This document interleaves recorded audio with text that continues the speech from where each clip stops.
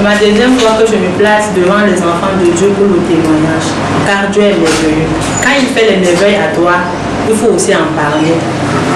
Je suis arrivée dans cette maison le 24 janvier. Je ne venais que pour couche de nuit, comme je mangeais la nuit et comme je ne suis pas stable dans ma vie pour le mariage, alors je ne savais pas que j'avais une maladie dans moi. Ça, c'était le début de ma délivrance, les choses qui sortaient en moi. Quand j'ai bu l'huile d'onction le 24, au 25, le 26, les trucs ont commencé à sortir car je ne savais pas que j'avais une telle maladie dans mon ventre. La suite de ma délivrance, j'avais témoigné ici.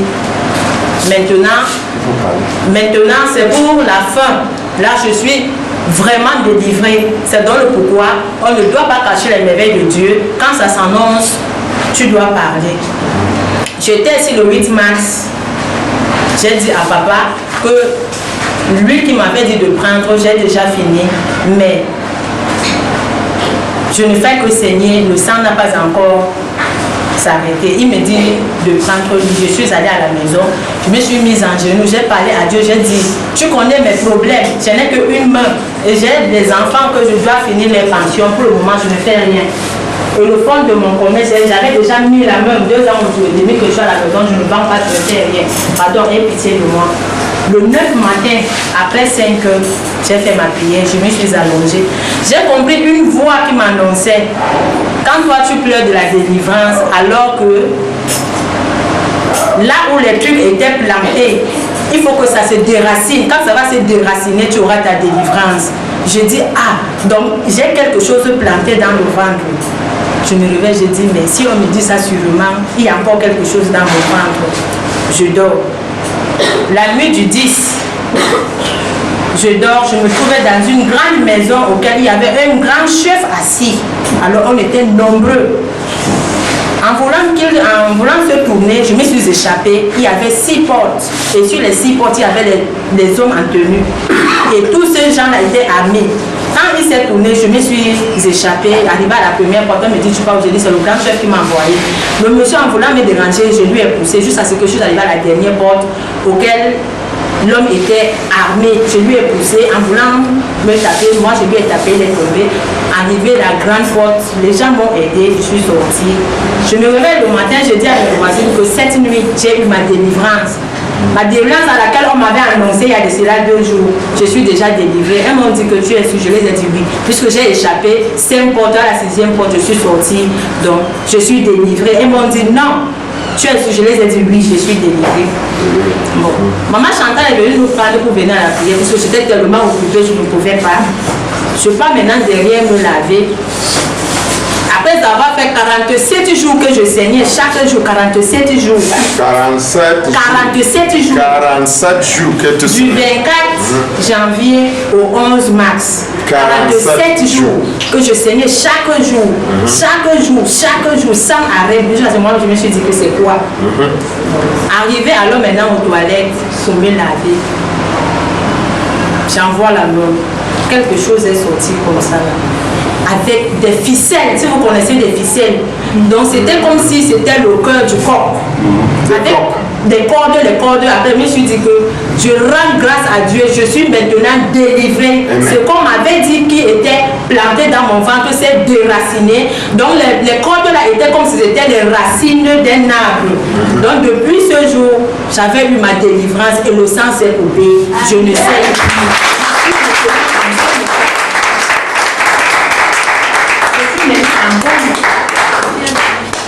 Quand nous marchons, on se dit en bonne santé alors que nous ne le sommes pas. Moi, je me croyais en bonne santé. Je suis arrivée chez le prophète alors que j'avais une maladie. Alors, chers soeurs, je vous dis, dès que vous arrivez ici, ayez la foi. Avec la foi, tout est possible. Parce que si moi, je ne venais pas avec la foi, je ne devais pas être délivrée. Si je me décourageais en me disant que je rêve pendant 47 jours, comme mon homme m'avait dit, va à l'hôpital, je lui ai dit non. La persévérance. Là où je vais, chaque mardi, chaque vendredi, je vais trouver ma délivrance. Et me voici, j'ai été délivrée.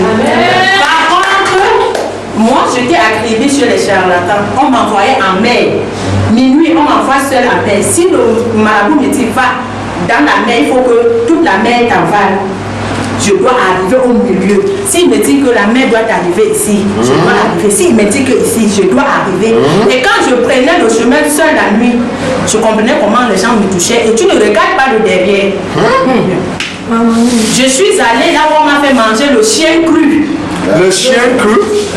Alors, et je suis venue ici, là, sur le prophète Nana. Je n'ai que eu ma santé avec une tension.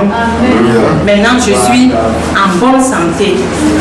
Donc, papa, je te dis merci. Dieu, merci. Que Dieu te bénisse avec toute ta vie. On ne doit jamais cacher les merveilles de Dieu. On doit être hypocrite avec Dieu. Quand il fait des merveilles à toi, il faut les parler. Donc, je dis 10 000 fois à Dieu. Je lui rends grâce. Amen. Amen. Amen. Amen. Amen. Tu veux dire aux gens qui te regardent que quoi? Non, je veux les dire tout juste le chemin de Dieu avant tout. Moi, j'ai parcouru des marabouts, je n'ai pas eu de solution. Je suis revenue sur le prophète Nana. Les preuves en est que ça, c'était le début de ma délivrance. Le milieu était quand j'avais fait mon premier témoignage. Et la finition, c'est là où la racine s'est déracinée dans mon ventre. Alors je suis guérie de ce côté-là. Et cette huile est devenue mon lait. Je me vois avec en nos jours. Mon propre lait, je l'ai mis de côté. Je me vois avec cette huile. Amen. Amen. Amen. Amen. C'est fin de toute la folie qui te parle. Si tu viens ici avec ta foi, tout chose c'est quoi? Possible à celui qui auront cru. Amen. Ici, on mangeait des racines. On mangeait tout. On dit qu'on prend ta maladie comme ça va sortir. C'est seulement lui l'onction là. Madame, tu avais dépensé beaucoup ici? Non, j'ai seulement pris 7 bouteilles d'huile d'onction. 7 bouteilles d'huile. Mais tu as dépensé de beaucoup au marabout? Oui, non, tellement. Oui, papa, j'avais beaucoup dépensé. Parce que tous ces gens-là, quand tu arrives, eux ne peuvent pas travailler si tu ne donnes pas de l'argent. Quelqu'un ne peut pas t'envoyer en mer la nuit si tu ne saignes pas. Amen. Si tu viens ici avec ta foi, toute chose est possible. C'est seulement la foi en Jésus.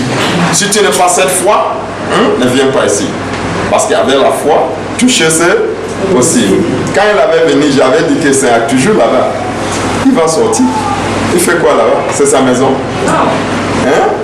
Il a instauré là-bas. Il commençait à saigner.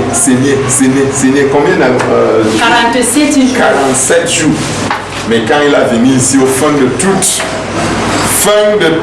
la folie, toute chose c'est quoi? Possible. Il faut applaudir à Jésus.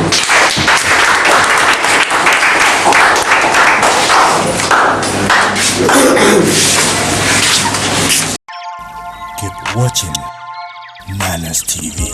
Nana's TV. Nana's TV. Nana's TV. Nana's TV. Nana's TV. Make it. Nana's Keep watching Nana TV. Keep watching Nana's TV.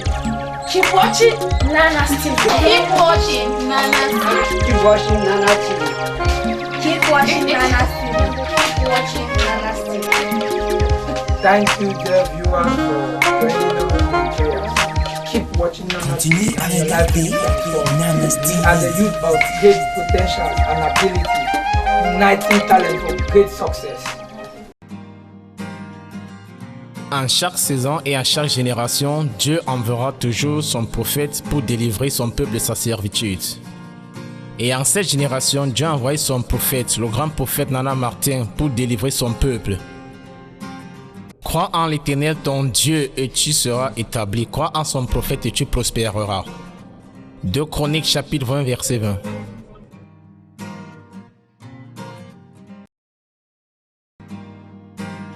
In every season and every generation, God will always send his prophet to deliver his people from their bondages. And in this generation, God has sent his prophet, the senior prophet Nana Martin, to deliver his people. Believe in the Lord thy God and you shall be established.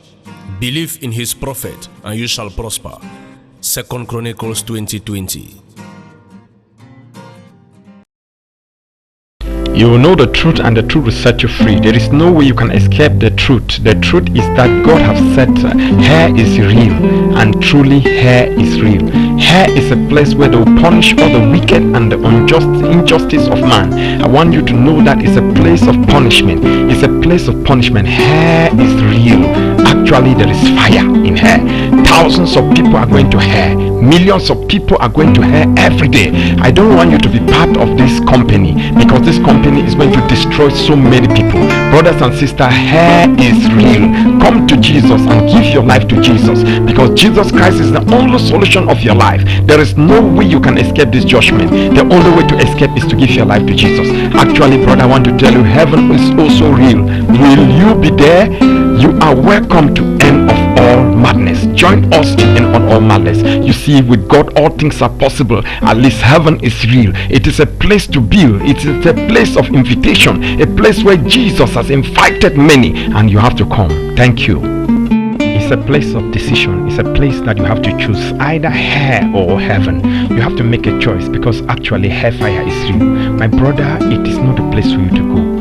It is not a place for you to go. Decide this year and give your life to Jesus. It is a place of decision. This may be your last year and your last time you are hearing me.